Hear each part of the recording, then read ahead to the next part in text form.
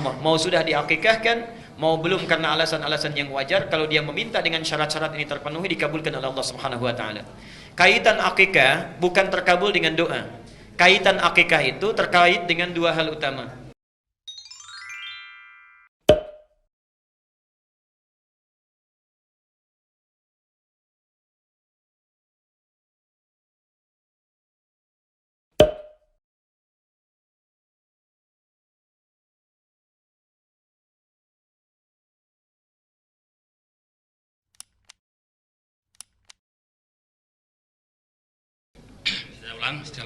Terima kasih waktu yang diberikan. Saya ingin bertanya, kalau anak yang baru lahir itu diharuskan untuk diakikahkan. Ada orang yang menyebutkan bahwa apabila anak itu tidak diakikahkan, maka doa anak itu kepada orang tuanya sampainya atau nyampainya itu lama. Oleh karena itu, meskipun sudah dewasa, sebaiknya anak tersebut diakikahkan. Demikian pertanyaan saya. Terima kasih. Baik, ini bagus pertanyaannya. Apakah ada kaitan antara akikah dengan doa? Khususnya, apakah orang yang diakikahkan atau tidak diakikahkan? Apakah orang yang tidak diakikahkan doanya akan terhambat, dalam arti tidak dikabulkan oleh Allah Subhanahu wa taala? Ini tidak benar karena bertentangan dengan keterangan Al-Qur'an dan Sunnah. Satu, tidak ada dalilnya di Quran, tidak ada dalilnya di hadis, dan tidak ada kaitan khusus antara akikah dengan terkabulnya doa.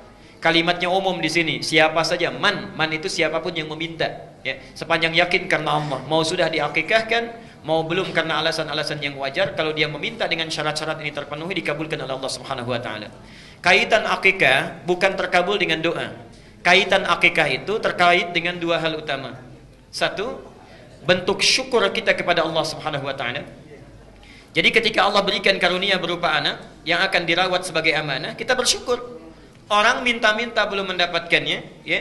Ada yang minta laki-laki dapat perempuan, minta perempuan dapat laki-laki, minta cepat tiba-tiba lambat, minta lambat tiba-tiba cepat, kan? Makanya ada yang berseloroh mengatakan bedanya katanya pilkada dengan pilkab agak jauh, walaupun awal-awalnya sama, ya. Kalau pilkada saat terpilih apa namanya? Baik saat terpilih ingat, gitu kan? Saat terpilih ingat. Tapi kalau pilkab siap-siap pun, ya, kemudian apa namanya bisa jadi. Kalau pilkada itu lupa jadi, gitu kan? Baik, lupa, jadi lupa. Mohon maaf, kalau pilkada jadi lupa, setelah dipilih lupa, ya. Tapi kalau pilkab lupa pun jadi, katanya, kata para ulama itu. Nah, kaitannya itu satu dengan syukur. Jadi setelah Allah berikan, orang lain belum dapat, kita dapat, syukuri itu. Ada akikah. Ya. Kemudian yang kedua, ini yang paling penting. Akikah itu dari kata akqa. Apa itu akqa? Akqa itu sesuatu yang dibelah, dipotong. Jadi kalau saya misalnya pegang spidol, saya belah dua begini, dipotong, itu akqa. Perhatikan, sifat anak yang durhaka kepada kedua orang tuanya, ibunya mengandung 9 bulan, menyusui, merawat dan sebagainya, sudah besar durhaka. Itu dalam fikih akhlak, kedurhakaannya disebut dengan uququl walidain. Uquq itu terpotong kasih sayang kedua orang tua, seakan-akan perhatiannya dipatahkan di tengah jalan. Bukankah ibu merasa kecewa kalau ada anak durhaka? Setelah dirawat apa dan sebagainya, tiba-tiba anak itu luar biasa berperilaku buruknya.